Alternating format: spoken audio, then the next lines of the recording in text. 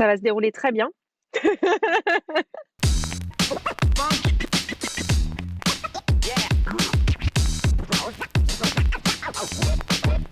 Parfois, on peut être dans des situations où on commence à être un petit peu irrité en voyant par exemple le nom d'un patient qui revient en disant «Oh non, encore Madame Machin qui prend rendez-vous».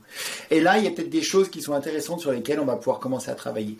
Ou alors, on a vu un patient par exemple, et puis on a eu plein d'émotions qui montaient. On a eu beaucoup de colère quand le patient nous a dit quelque chose. Et on n'a pas su comment gérer ça.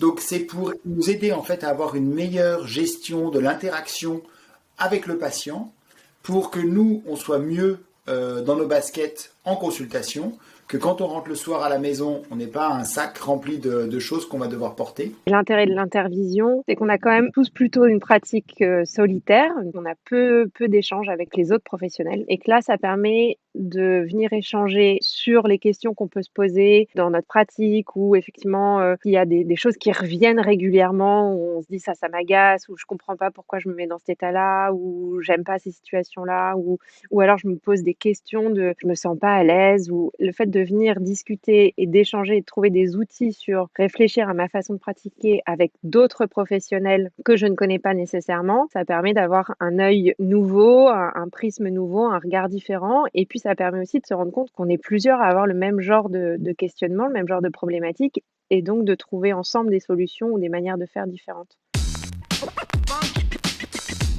Ça se déroule d'abord par un 1er webinaire en soirée qui va permettre de mettre en place, un peu les choses théoriques, savoir de quoi on parle, qui est là et quelles sont les attentes, de chacun par rapport à cette intervision et ensuite d'expliquer un peu quels outils nous on a choisis parce qu'il y a différents outils pour la réflexivité en pratique. Puis une partie de ça, ça va être aussi d'essayer de définir un petit peu plus clairement ce qu'est l'intervision, ce qu'est la métacognition. Donc les participants, ils vont avoir un peu de travail à faire entre le webinaire et puis le stage.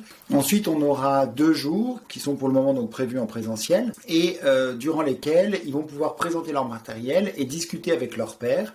Et on aura des ateliers pour mettre en situation ou pour essayer de voir comment est-ce qu'on peut percevoir des événements de façon différente. Et enfin, quelques semaines plus tard, on aura un webinaire de synthèse où là, chaque participant aura un moment pour essayer d'expliquer comment ils ont mis en place les choses discutées, quel impact ça a pu avoir sur leur pratique, et puis qu'est-ce qu'ils veulent continuer à faire comme travail.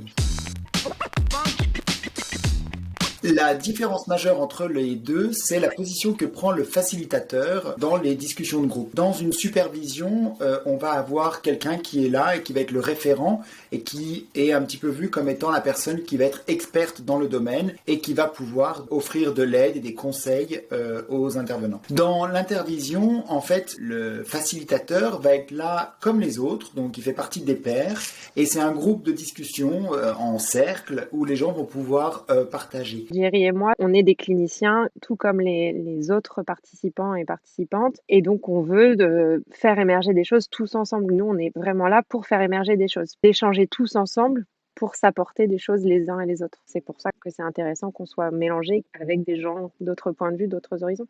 Yeah.